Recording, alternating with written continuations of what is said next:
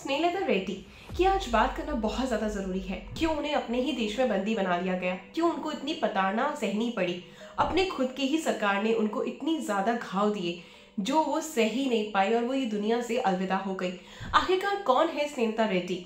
एक ऐसी खूबसूरत अदाकारा भारतीय सिनेमा की जो इतिहास में शहीद अदाकारा के रूप में कहलाई। आज की दास्तां एक ऐसी खूबसूरत अदाकारा की जो भारतीय सिनेमा के इतिहास में एक शहीद अदाकारा कहलाई।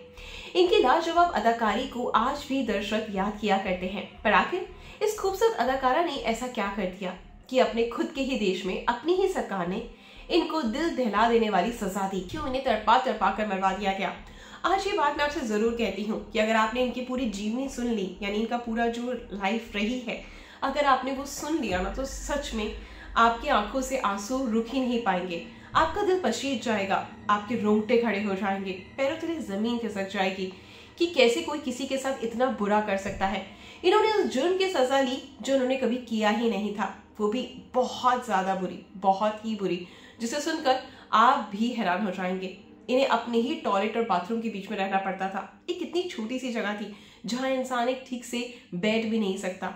इन्होंने वहां पर उस काल कोठरी में पूरे 9 महीने बिताए और इन 9 महीनों में उन्होंने क्या कुछ नहीं सहा, ये आपको सब कुछ जानने को मिलेगा। तो चलिए आज का वीडियो स्टार्ट करते हैं।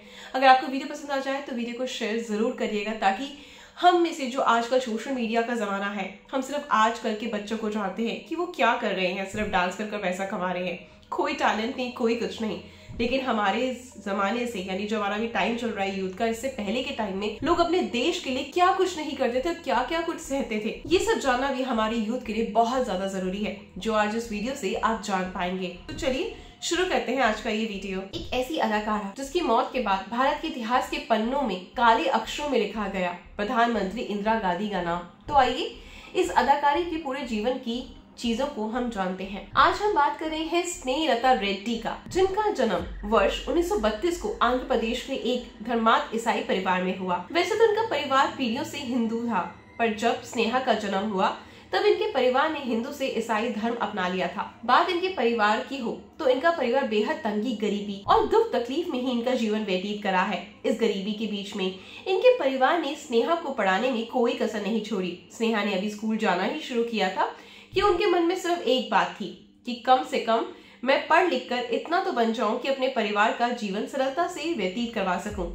स्नेहा का बचपन गरीबी में भले बीत रहा था, लेकिन इनके मन में बचपन से ही कुछ दिखाने का जुनून सवार था। थोड़ा सा समझदार हुई तो उन्होंने अपने आसपास अंग्रेजी हुकूमत का जुर्म देखा। शायद यही कारण था कि स्नेहा सभी वजहों से काफी क्रांतिकारी और बगावती होती गई। उनके मन में हमेशा सिर्फ यही बात चली कि मैं पढ़ाई पूरी होकर, दूसरी बात ये कि ब्रिटिश सरकार के खिलाफ बगावत। शायद यही कारण होगा कि उन्होंने हमेशा के लिए अपना ईसाई नाम बदलकर अपना हिंदू नाम रख लिया और साथ ही क्रिश्चियन वेशभूषा का परित्याग कर दिया, भारतीय वेशभूषा को अपना लिया। अंग्रेजी हुकूमत की क्रूरता को देखकर उनके मन में हमेशा ब्रिटिशर्स के खिलाफ बगावत बनी रही, मगर उन्होंने कभी भी अहिंसा का रास्ता नहीं चुना। पढ़ाई के दौरान वे अक्सर आजादी पर आधारित नाटकों में हिस्सा लेती। ब्रिटिश राज के चलते वो हमेशा लोगों को यही दिखाती अपने नाटक के जरिए कि हमें किस तरीके से अपनी आजादी के लिए लड़ना है, किस तरीके से हमें आवाज उठानी है। स्नेहलता ने एक थिएटर ग्रुप ज्वाइन कर लिया। इस थिएटर ग्रुप का नाम था मद्रास प्लेयर। उस समय का ये बहुत बड़ा थिएटर ग्रुप था। इस थिएटर ग्रुप में अक्सर बड़े बड़े फिल्म निर्माता, निर्देशक आया करते और अपने फिल्म के लिए कलाकारों का चयन करते। उन्हीं दिनों में वहाँ पर कन्नड़ तेलुगु फिल्म निर्देशक पट्टामी राम रेड्डी आए। वहीं पर उनकी मुलाकात स्नेहलता से हुई। ये मुलाकात कब दोस्ती में बदल गई पता ही नहीं लगा। शायद इसी कारण ये था कि स्नेहलता एक अच्छी एक्टर के साथ साथ एक बहुत अच्छी पाठ कथा लेखिका भी थी। दोनों के विचार इतना मेल खाते थे कि पलक झपकते की दोस्ती मोहब्बत में बदल गई। वैसे दोनों के परिवारों को रिश्ता कबूल नहीं था, पर स्नेहा ने परिवार के खिलाफ जाकर शादी कर ली। इसके बाद स्नेहा की सभी फिल्में समाज में चल रही कुप्रथा पर होती। इनमें अधिकतर फिल्में तो इनके पति के द्वारा बनाई जाती। इन कुप्रथाओं को फिल्मों के माध्यम से समाज के सामने रखा जाता और साथ में फिल्मों का हमेशा विरोध होता। इसमें लता ने अपने तरीके से समाज को, यानी जितना भी समाज है, उसको जागरूक करने की ठान ली। भले ही उनकी फिल्मों का विरोध हो, उन्होंने फिल्म बनाना कभी बंद ही नहीं करा। कभी उनकी एक ऐसी फिल्म आई जो आज तक कन्नड़ सिनेमा की सबसे मशहूर फिल्म मानी गई है।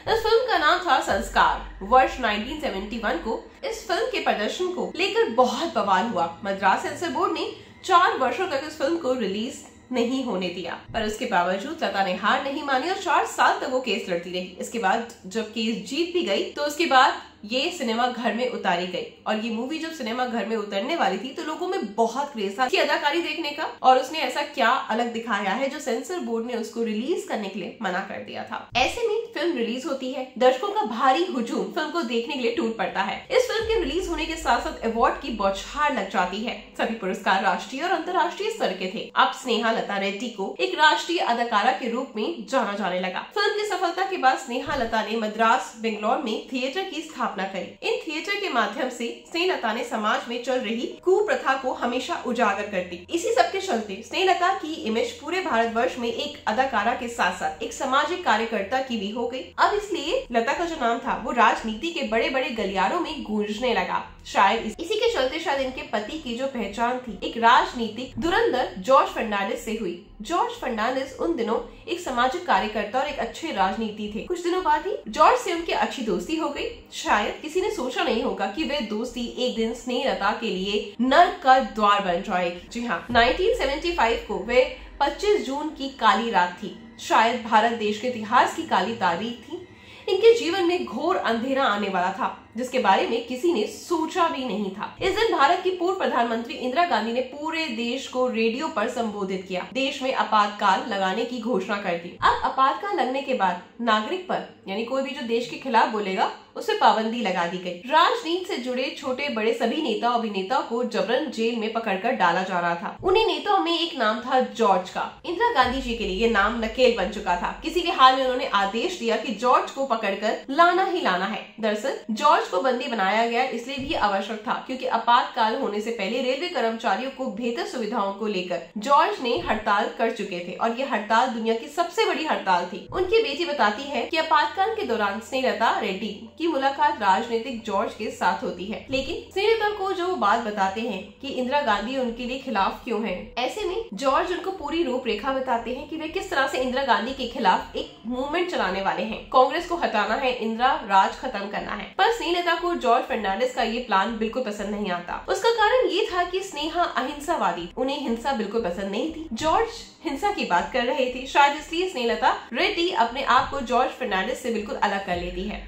इंदिरा गांधी फर्नांडिस को पकड़ना चाह रही थी। स्नेहलता रेड्डी की जॉर्ज से अच्छी खासी दोस्ती थी, ये बात सबको पता चल चुकी थी और आग की तरह फैल चुकी थी। तो जहां जॉर्ज की तलाश की जा रही थी, जॉर्ज तो मिल नहीं रहा था, तो ऐसे में इंदिरा गांधी ने आदेश दे दिए कि जो उसकी फ्रेंड है स्नेहलता को पकड़कर लाया जाए। 27 अप्रैल 1976 की वो रात थी जब स्नेहलता अपने पति के साथ किसी काम के सिलसिले में बेंगलोर के लिए रवाना हुई। शायद यही वो समय था इसने लता के जीवन को बुरे तरीके से पलट कर रख दिया। दरअसल इधर ये दोनों एक साथ मद्रास पहुंचे और उधर बेंगलोर के इनके घर में पुलिस पहुंच गई। दरवाजे पर खटखट की आवाज हुई। स्नेहलता के बेटे ने पूछा कौन है, तभी दरवाजा खोला और दरवाजा खोलते ही पुलिस वालों ने इस कदर पूछताछ करी, इस कदर तलाशी करी कि बार बार उनका टॉर्चर किया जाने लगा, वो भी बहुत बुरे तरीके से उसके घर वालों का। उस रात पूछताछ के नाम पर खूब टॉर्चर किया गया, चेकिंग की गई, कुछ नहीं मिला। और ऐसे में जब स्नेहलता रेड्डी अपने पति के साथ सुबह घर लौट रही थी तभी पुलिस ने उसको धर दबोचा। तभी उसके पति को कहा कि हमें आपकी वाइफ से कुछ पूछताछ करनी है, आप घर जाएं, कुछ समय बाद स्नेहा भी घर वापस आ जाएगी।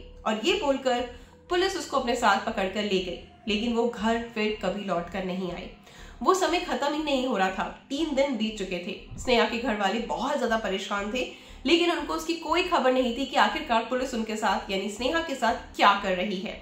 और ऐसे में स्नेहा के साथ जो हुआ वो हर किसी की रूह कपा देगी। और ऐसे में कुछ दिन बाद स्नेहा के पति को पता लगता है कि जो स्नेहा लता रेड्डी है संसद भवन और कुछ सरकारी मंत्रालयों को बम से उड़ाने की योजना बनाई थी। इसके साथ ही स्नेहा लता रेड्डी पर मीसा एक्ट भी लगाया गया। ये एक्ट था जिसमें आपातकाल के समय सरकार के खिलाफ बोलने वालों को जेल में डाल दिया जाता है। किसी ग्रुप को कंट्रोल करते हैं तो कोई दूसरा सर उठा लेता है, पर शायद अब तक स्नेहा लता रेड्डी के साथ जो भी हो रहा था वह एक नाटक था। असल बात शायद ये थी कि उस समय इंदिरा जी स्नेहलता को डरा धमका कर जॉर्ज का पता निकलवाना चाह रही थी। स्नेहलता कुछ जानती हो तो बताए। अब इंदिरा गांधी ने उन्हें बेंगलोर सेंट्रल जेल भेज दिया। स्नेहलता रेड्डी को अन्य कैदियों से अलग रखा गया, काल कोठरी में। अगर वहाँ पर साथ देने को कोई था तो सिर्फ अंधेरा। इतनी छोटी जगह थी कि एक व्यक्ति पूरे तरीके से लेट भी नहीं सकता। हमारे और आपकी कल्पना के तो बिल्कुल परे है। इस छोटे से कमरे में मल मूत्र करने के लिए सिर्फ एक छेद बना था और रोशनी के बाद तो भूल ही जाइए कि सूर्य की किरण अंदर भी आ सके, कोई भी जगह नहीं थी। अंदर था तो सिर्फ मच्छर, कीड़े मकोड़े और तन्हाई, और ऊपर से शारीरिक और मानसिक इतनी यातनाएं दी गई जो शायद ही आपने कभी सोची होंगी और आपकी सोच से परे होंगी। आपको बता देते हैं स्नेहलता रेड्डी को बचपन से ही सांस की बीमारी थी। सोचिए, अस्थमा की बीमारी मरीज स्नेहलता उस सड़न में जीवन गुजार रही थी। उस काल कोठरी में वे मल मूत्र करती, उसी काल कोठरी में लता को बेगुनाह होने के बाद भी अपराधी का जीवन जीने पर मजबूर होना पड़ा। अब आप रुकिए, शायद अभी प्रताड़क, क्योंकि जेल में एक टॉर्चर रूम भी था जहाँ उन्हें ले जाकर पूछताछ के नाम पे उनके सारे कपड़े उतार कर स्नेहा को मारा जाता और उसके कपड़े फाड़ दिए जाते। उसे कई रातों तक ये सब कुछ सहना पड़ता। रेड्डी को कैद में बंद करके बदतर खाना दिया जाता। सिर्फ और सिर्फ दिन रात यही